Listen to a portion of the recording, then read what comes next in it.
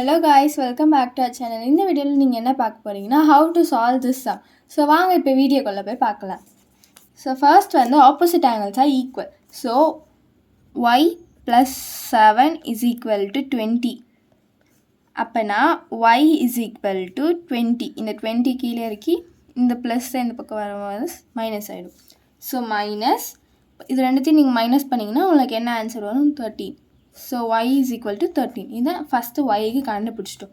So இப்போ எக்ஸுக்கு எப்படி கண்டுபிடிக்குதுன்னு பார்க்கலாம். x + y is equal to 16. அதான் ஆப்போசிட் ஆங்கிள்ஸாக ஈக்குவல்னால நம்மளுக்கு வந்து x + y is equal to 16. இப்போ நெக்ஸ்ட்டு வந்து x ப்ளஸ் இந்த மேலே இருக்க 13 எடுத்துக்கணும். 13 is equal to 16. Okay, next x is equal to 16 minus 13 is equal to 3.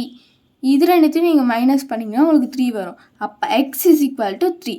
So இப்போ எல்லாத்துக்குமே நம்ம கண்டுபிடிச்சிட்டோம். ஸோ இந்த வீடியோ உங்களுக்கு பிடிச்சிருந்துச்சுன்னா லைக் பண்ணுங்கள், ஷேர் பண்ணுங்கள், சப்ஸ்கிரைப் பண்ணுங்கள், மறக்காமல் பெல் பட்டனையும் ப்ரெஸ் பண்ணுங்கள்.